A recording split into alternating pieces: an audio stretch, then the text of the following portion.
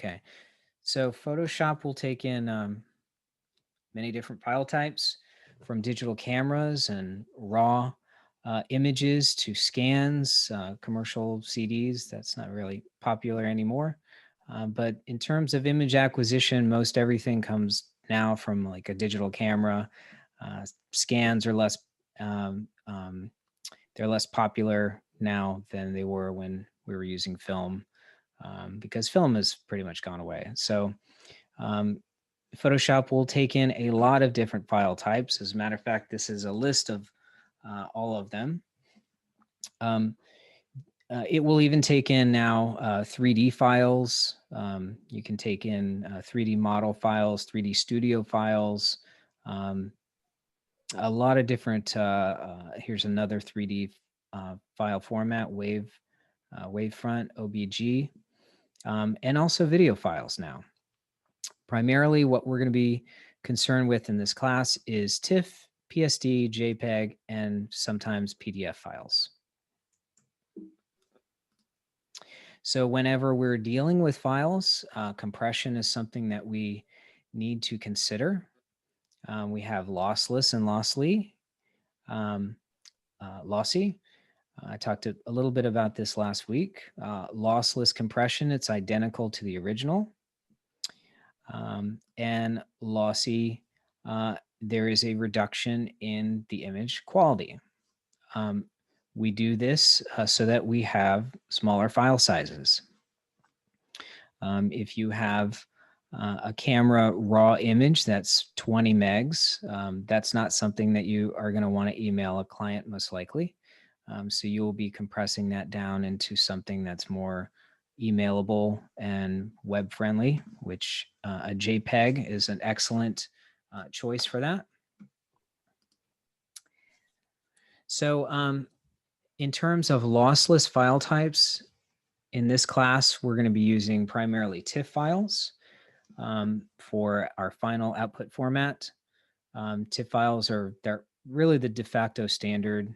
TIFF files, PFD files our PSD files are Photoshop files, and they're identical in terms of quality to TIFF. The difference is that they support layers. Now you can also do layers in TIFF files. It's just not as common. So if you're going to create a document and save the layers of the document, make sure that you're saving it in a PSD file format. Okay, so raw files are unprocessed by the camera. If you have the option to shoot raw on your digital camera, I highly recommend it, because Photoshop is much better than your digital camera is going to be at processing the image. You have many more options. And if you are choosing RAW as your file format, that means that the camera isn't baking anything into the image. Okay, it is literally just the raw information. So things like color balance and luminosity, things like that, you can even exposure, you can go back after the fact and make all kinds of adjustments to the image without it impacting the image quality. PNG is another file format. This also preserves alpha channels, and that's another common format. In terms of lossy formats, JPEG is another kind of de facto standard, used a lot for web work. GIFs are also, but they are much lower quality. You only have a maximum of 256 colors, and that's just not going to give you a very realistic looking image. And these are things used for things like logos and buttons. And so if you're saving a photograph, generally speaking, you want to save it as a JPEG. And also bitmap is another very small file type.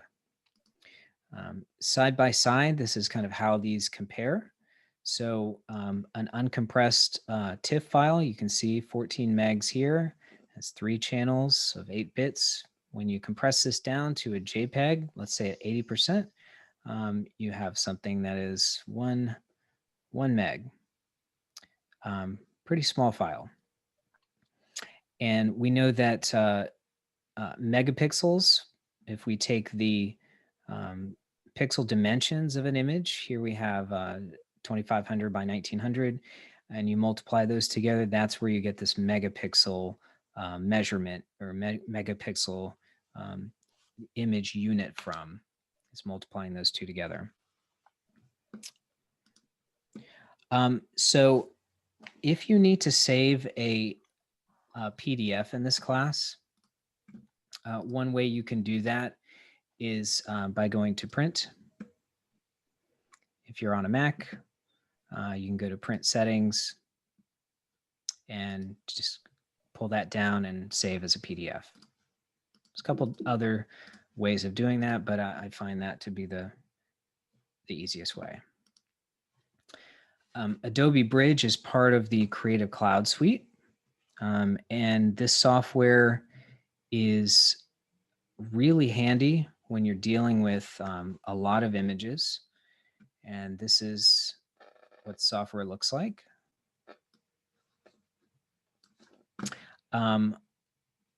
The advantage of this is that you can see at a glance all the images that are within a folder. And what's really super important about this program is that you can also see the metadata. And you should recognize what this is by now. You see here 4,000 by 3,000. That is what? Those are the pixel dimensions. We've got the file size here. We've got the resolution. We even have the color space, which we'll talk about a little bit later. We have the color mode. This is an RGB color mode image. A lot of information here, including, just other kinds of non-standard metadata, camera information. You can see all of that from within this program. Anybody have any questions thus far? What are the advantages of Adobe Bridge versus Lightroom? Like for organizing your shoots and stuff. I prefer to use Lightroom just because I'm familiar with it, but Bridge has been around for a little bit longer. I think the main advantage is Bridge is fairly lightweight. It doesn't take long to load in the program. Sometimes with Lightroom, it takes a little while, depending on the size of your library. But like I said, I kind of prefer using Lightroom. Anybody else?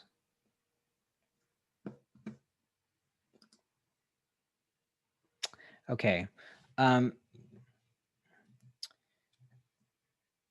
Setting up your workspace, you may notice here in Photoshop under Window Workspace, you've got different layouts. For this class, I would recommend either using the default or photography. And what this does is it shows you the sort of most common tabs or panels that you'll be using when processing photography. So that's what I would recommend. Creating a new document, there's a tutorial on this, so I'm not going to go over that. And saving documents, the same thing. Now, I want to really briefly talk about Project 1, which is a color restoration project. And this is something that I don't believe I mentioned in the module. You will see some of this information in following modules, but I kind of wanted to relay this information now because I think it is kind of relevant to this project. But when you're working on an image, when you're working on, especially when you're working on image restoration, there is kind of an order of operations to these things. So when you first work on the image, the thing you want to do is first do what's called global tonal adjustments. Now these are things like exposure, or maybe you're fixing white balance issues. Maybe the image is too blue, too orange. And by global, I mean something that affects the entire image. I don't mean just like a color cast that only affects the skin, or maybe this, you can see in this image here, affects the background, the wall, or whatever.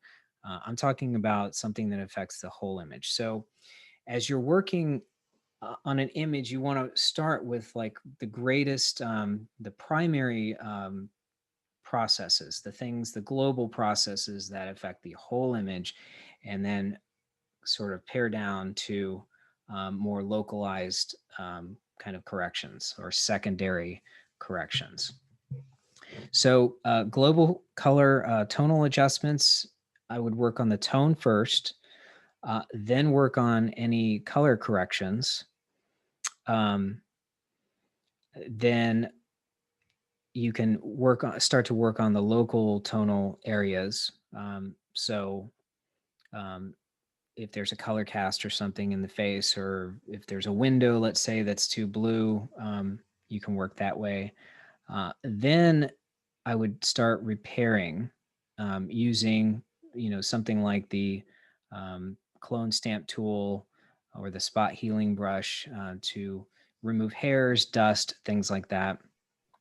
And then when all of that is done, then you can start the actual colorization process. Okay, so make sure that the image tonally looks good first from a global perspective, then start working on the retouching part of the image, cleaning up dust and scratches and all that, and then colorize the image. And then the very last thing would be sort of the post-processing, cropping, sharpening, things like that. Those are things that you generally want to save till the end. Okay, so last thing I want to show you guys tonight is how to do this sort of global tonal correction here. Okay, the images that you're working with, they're old, and most likely they're going to be pretty flat. And so they're going to be very gray and very muddy. This is an example here. There's just not a lot of richness to this image. If we look at the histogram here,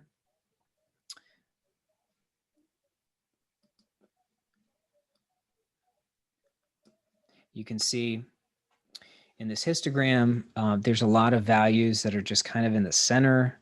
And then there's some shadow areas.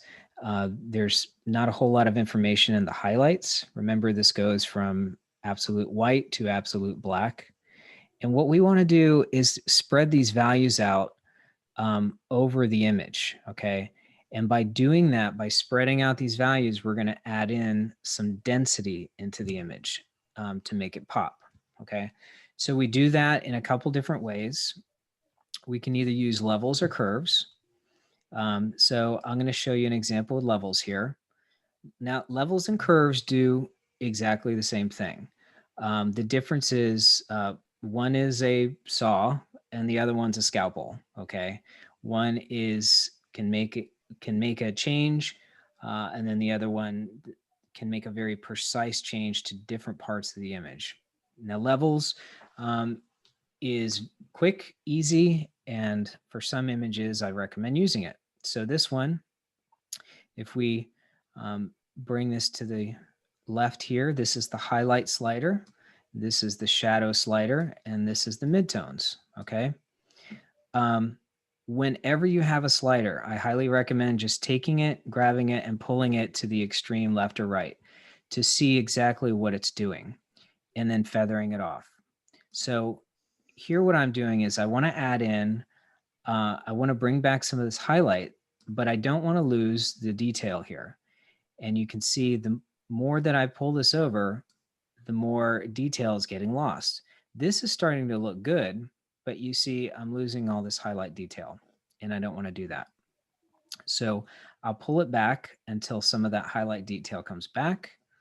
And then maybe I'll pull the shadows in a little bit to give the shadows a little bit more depth. I'm essentially crushing the shadows a little bit. And then this is really where your exposure lives in the image, this midtone slider. So if I want the image overall to be brighter, I can slide this to the left, and then maybe I'll bring the shadows down just a little bit more, and then maybe something like that. Whenever you do this, you always want to check the before and after. Your eyes get very used to the processed image. So what's very helpful is to be able to look at what you had before. So this is the before and after. You can see it's totally different. Remember in the first lecture where we talked about sort of communication breakdown that happens when the image sort of lacks punch, it lacks density. This is, we're taking out the noise in this image, and we're creating a more solid kind of communication here by doing that. So this is just a better looking image. One extra thing here, when we are moving either of these sliders, a good keystroke to remember is holding down Option. And when you click and drag, it changes into sort of a mask mode. And what this is telling you is the things that are completely white are being totally thrown out. So if I were to apply this in a destructive way to the image, then those pixels would be gone forever. If I save this image, these pixels, this detail information is gone, okay? And by holding down Option, it shows me what I'm throwing away essentially in the image. Whatever's white is being thrown away. And the same with the shadow areas. When I hold down Option, you can see whatever is totally black is being thrown out. So you want to be light with these kinds of adjustments, these tonal adjustments. You want to make the adjustments, but you don't want to throw away useful information. Something you'll also notice here, notice how it affects the histogram. I don't know if you guys can see, but this was totally contiguous. And now you're starting to see little holes, sort of like Swiss cheese in the image. And that's telling us that that information is being thrown away.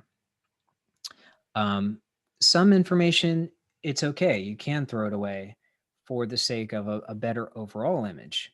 But again, know that you want to be very light with these adjustments. Okay. So, and the other point I want to make is I'm doing this in a non-destructive way, which means instead of applying this directly to the image, if I select this layer and I come over here to Image, Adjustments, Levels, you can see I can do the same thing here. It brings up a different panel, and I have the same controls. But this is an example of destructive editing. When I apply this change, it's permanent, okay? When I save the image and I open it back up later, those pixels are gone. This information is totally gone. The difference is with this adjustment layer method, it's on a layer. So that image information is still there. This is really how you want to work. You always want to work non-destructively. It used to be in Photoshop, you couldn't do this. You had to work destructively and you had to be very careful. Now you have the option to work non-destructively. And I don't know why they still have these sort of destructive options up here, but I guess it's for people that want to work really quickly. But I don't recommend using these. I recommend using these adjustments here. And you see if I click that, it's going to create adjustment layers for all of these things. There are 100 different ways to do the same exact thing in Photoshop. And this is another one of those areas where you can do it, make this correction here, or you can do it destructively in the menu using the adjustments here. Okay. So quickly, I want to show you that's levels. If we go to curves, same thing. Again, we're trying to do a tonal adjustment to this.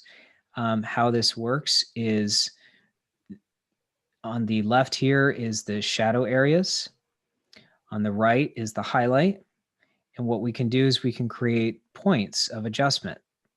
So when I click and drag, it creates an anchor point. And notice what I've done here is I've brightened the image and I've brightened the midtones. That's the same thing that I did here with the levels when I did that, when I adjusted the middle there.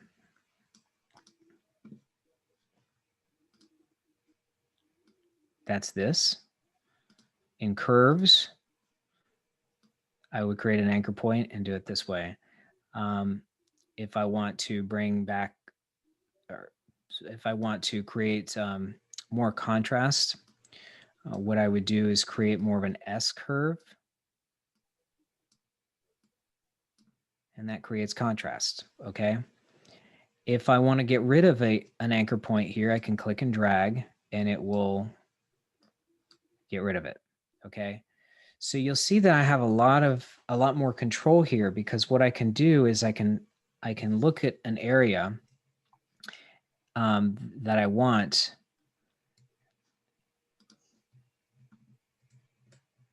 And let's say this area right here, let's say I want to make a change to the image, but I don't want to impact this at all. We know that this is a highlight, so that the highlight is going to be in here.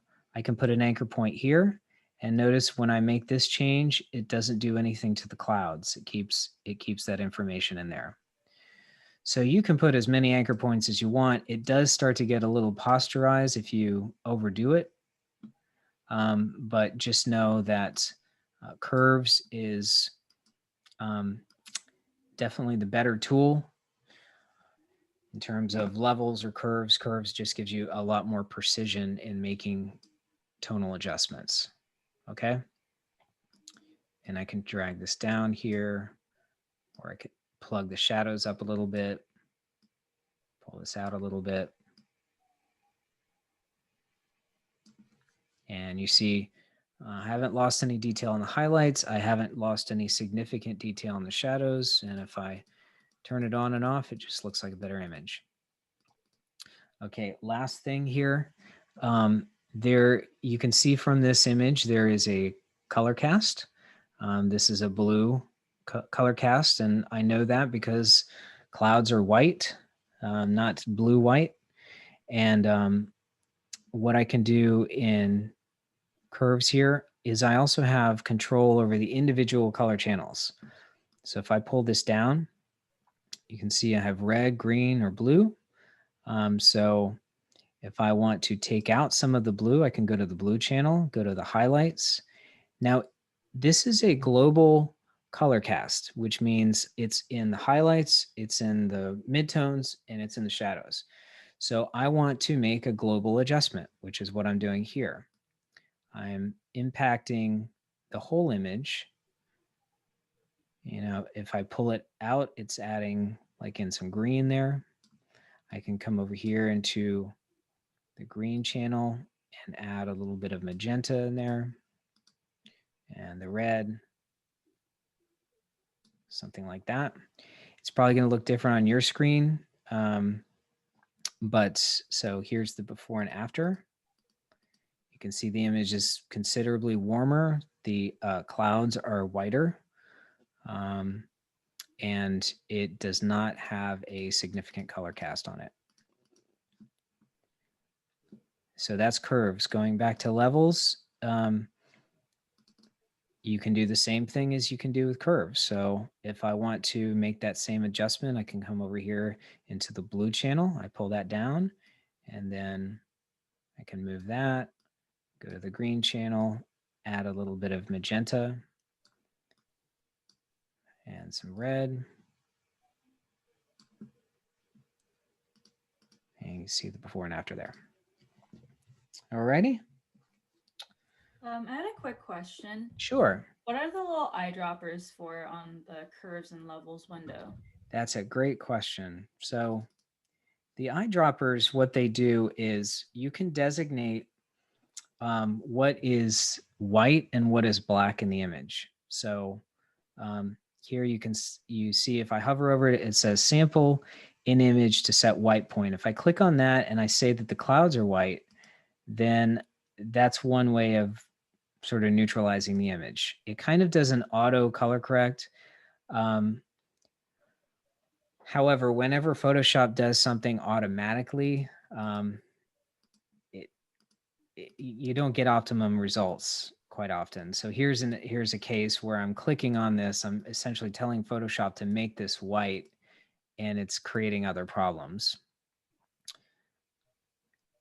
This is a black point color sampler. So if I had something black in here, let's say somebody was wearing a tuxedo, I could click on that. But you see here, it doesn't, there's not a true black in the image. So it's just going to give me some kind of funky results. But that's, we'll go into color correction by numbers, which is a technique that I prefer a little bit later on in the course. But just know that these are, it's an automated way of doing a white balance for the image, or a black balance, or to balance out the midtones or the grays. And you have the same option here in curves. Any other questions?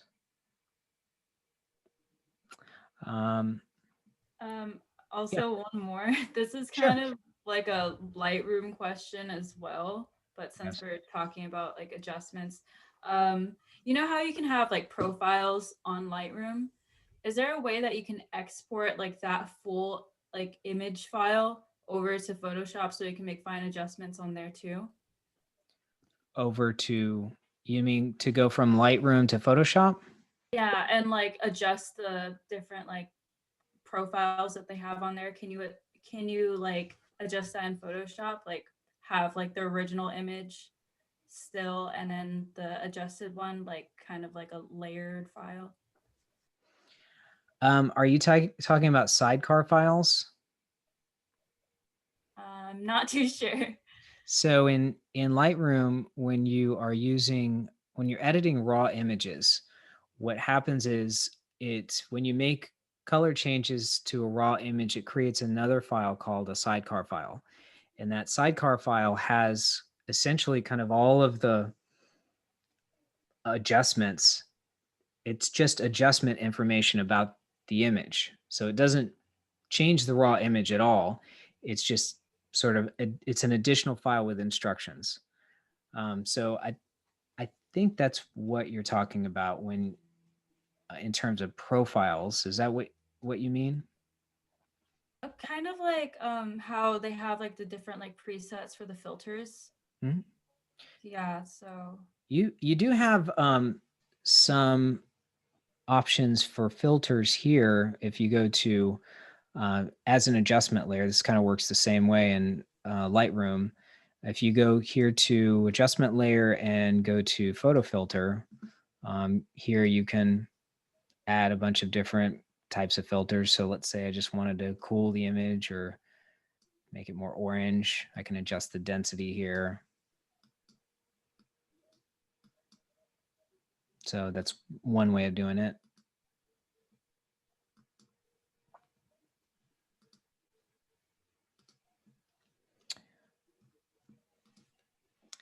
Any other questions? So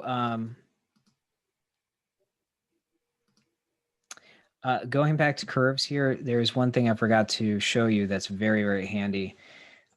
So let's say that I want to hold this area. I don't want to make any adjustments. If I click on this little icon here, what this does is it allows me to adjust the area that I designate. So let's say I want to adjust this cloud area. I can click and hold, and look at that.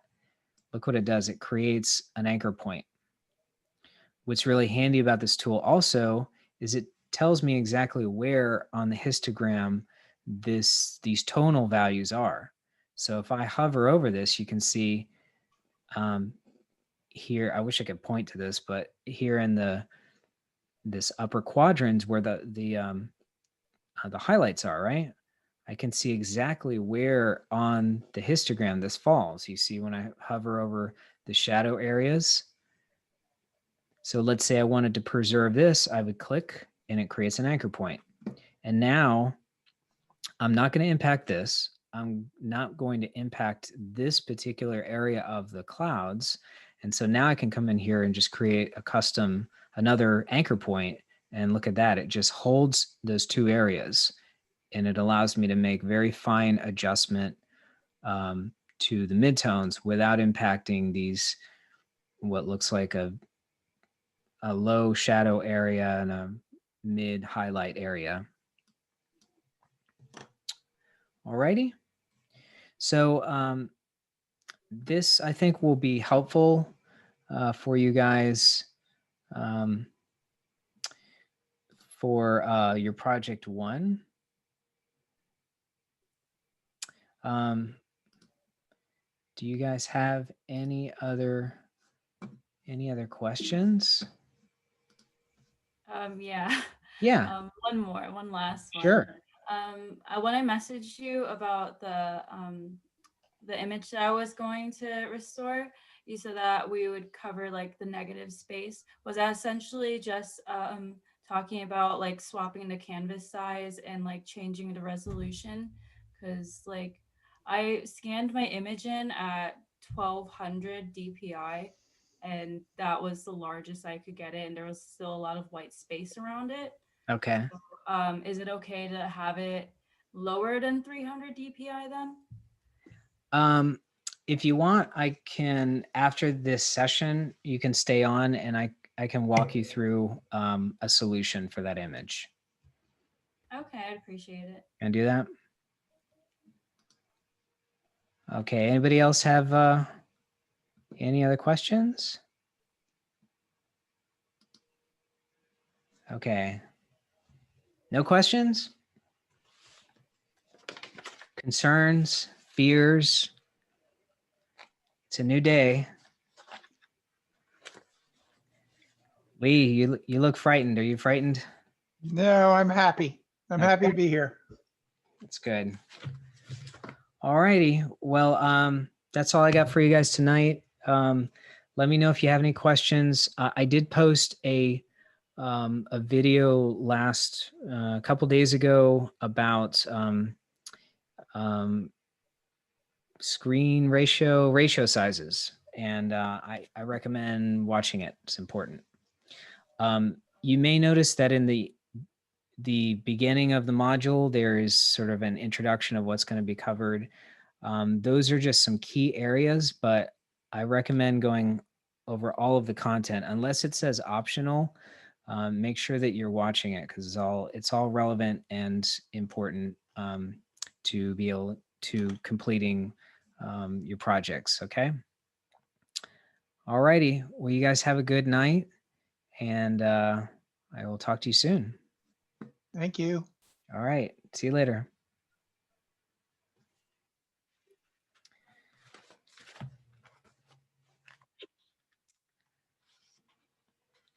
All righty. What's the image? Okay, it was an image of my grandma. I sent it to you on Slack. Yeah. Yeah, it was like a wallet size image that was rounded on the top corners. So there's a ton of like white space there, like of the actual scanner itself. I mean, I could essentially probably try to just clone everything and then fill it up, but I'm afraid that I'll lose the shape of her shoulders if I do that. So let me show you. Can you see my screen? I cannot. What do you see right now? I just see you. Okay. Let me see if I can find an image.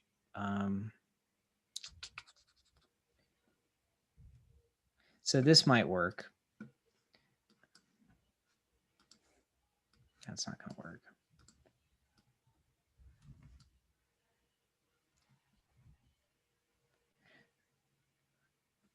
Okay. This will definitely work. Okay, so this image here, let me go and move this into Photoshop. So imagine that we're kind of locked into how this is framed, right? Right. This is after the fact. Obviously, you can't go back in time and retake that picture of your grandma. So it is your grandma, right? Yes. Okay. So actually, first of all, before I say that, because the image is so small, you said it was like wallet size. Yeah, it was a wallet size picture. Yeah. It was cut even more. So you definitely want to scan it at a very high resolution, right? Yeah, I scanned it at the max, so What is the max? that was 1200. Okay. So you can take that image into Photoshop, and how I showed you guys tonight about Yeah. sort of investigating the image, what you can do without resampling the image, explore what size you get if you drop that from 1000 to 300. It's probably going to be more than 8 by 10, which is great. You want it? It's not. I already tried. It's not? Yeah, I looked at like the whole video that you like put for the smaller like input outputs, and the image that I sent you on Slack was that actually at 8 by 10. So how did you get it at 8 by 10? Did you have to resample it? No, I did a new image and then I put the resolution at 300 DPI and then the 8 by 10. And then I just kind of just dragged the original file into there and then it blew it up. So Well, if when you drag the file in there, was it bigger than the document that you created? no, it was like perfectly sized. Okay. So that's why I'm like, like, So I don't really want to lose the resolution of it either. So what, when you drop it down from 1000, because right now it's probably like, I don't know, 3 by, what's the physical size of it? I have no clue. Yeah, probably like a 3 by 2 or something. I'm not 3 sure. by, I don't know what wallet sizes are, but I'm pretty certain that was a wallet size. when you bring it into Photoshop, what size does it tell you it is at the scanned resolution? So The scanned resolution. yeah, when you just open up the raw image, what size does it tell you when you go to image size? Let me see.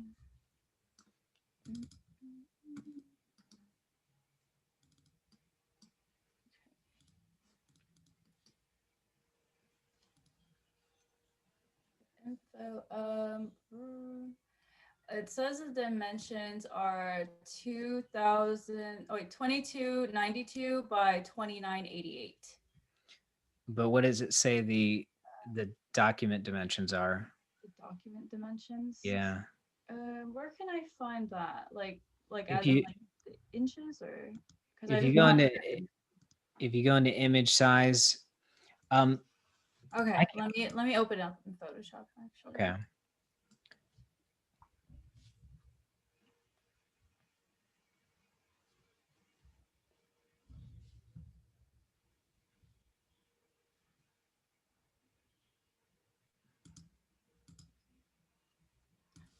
Oh, I also had a question because when I open up the image in Photoshop, Mhm.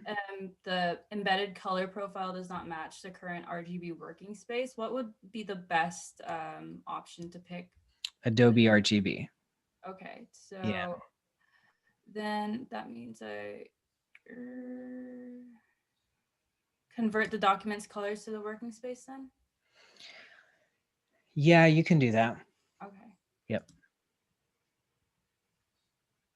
So image size.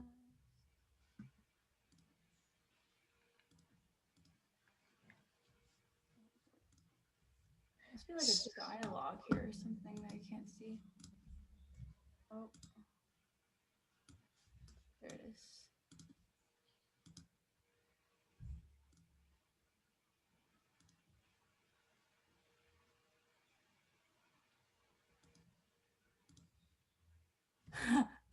Yeah, it's like the width of it is 1.91 inches and the height is 2.49.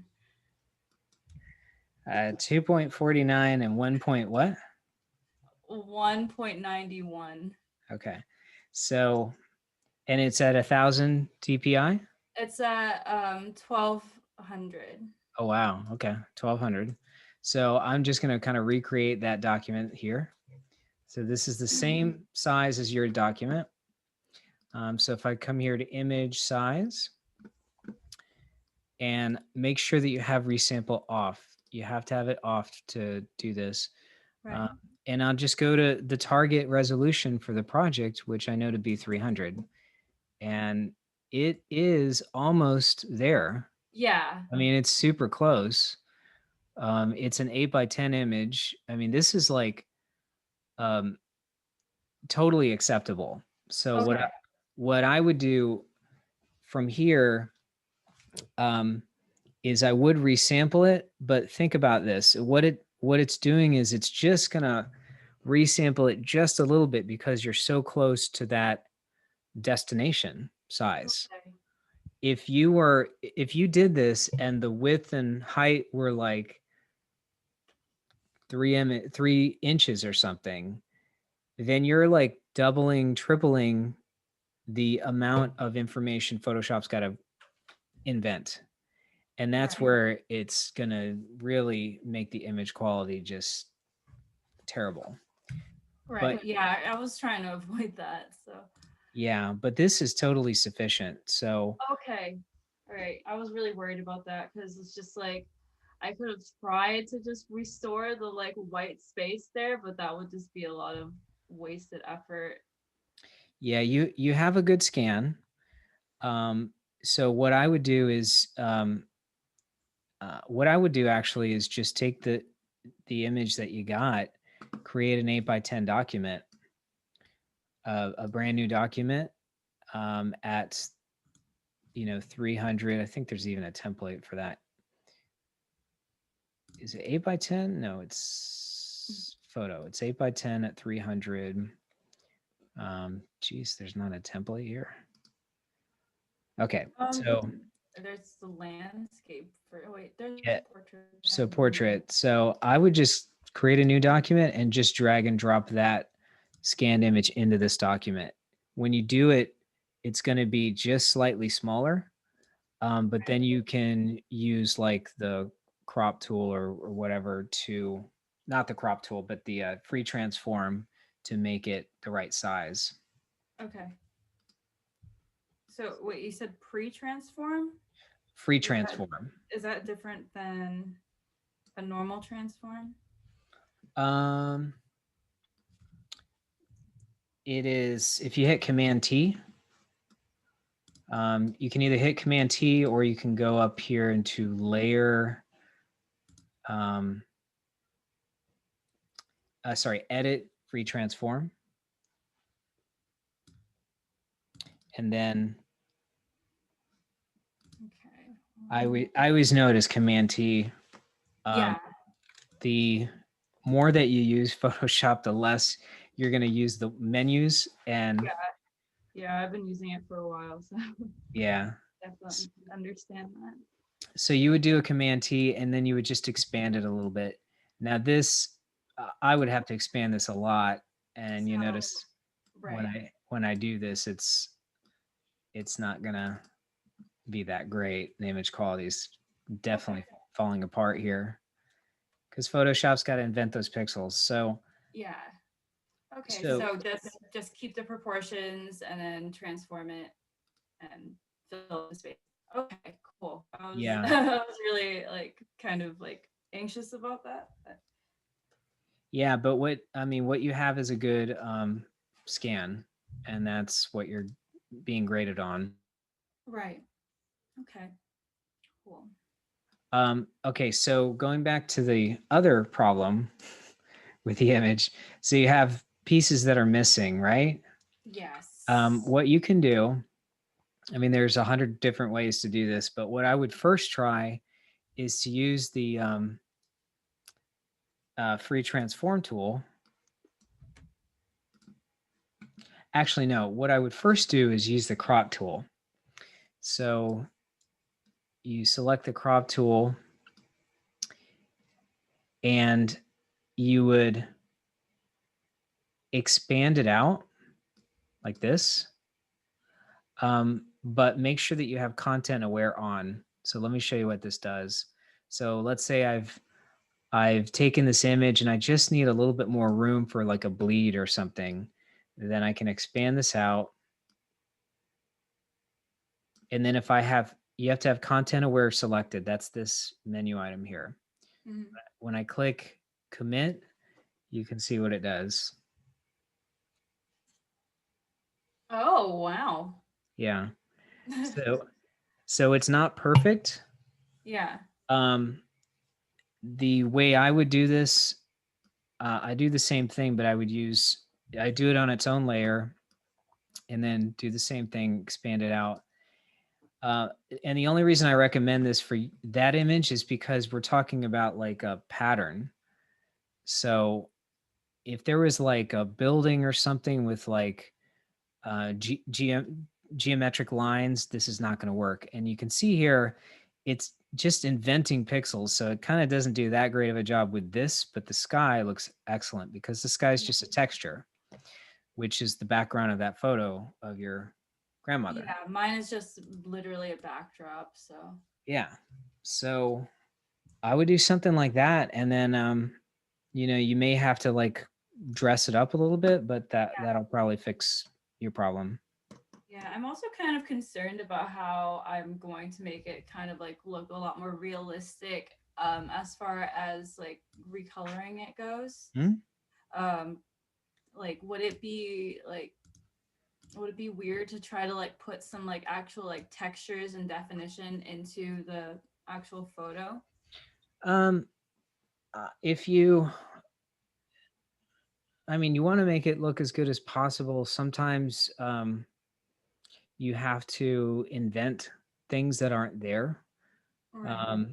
So adding in film grain is a good technique, adding in noise, Okay.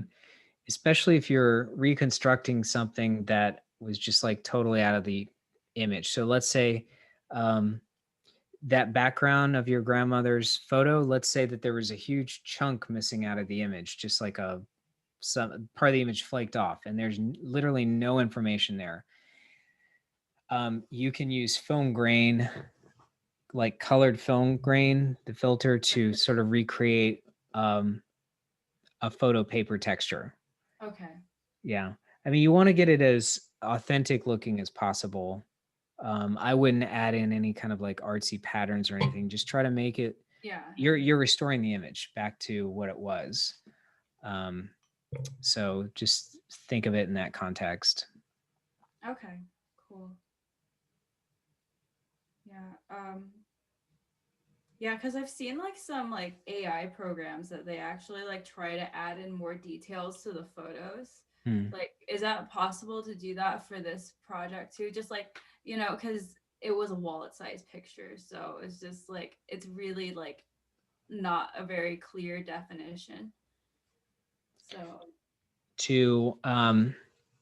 You're kind of locked into what is available. So if you're working on an image that's like out of focus, you're not going to make you're not going to create fine detail from an image that was captured out of focus. Um, there's only so much Photoshop can do. It's only good as what you have to work with. okay. Other than that, you do have a little bit of leverage in like manufacturing something. So sometimes, I've done like restorations where I've literally painted in trees, grass, by Right. hand because there just was nothing I could pull from. It's really a last resort. It's best to try to pull from things that are originally part of the image.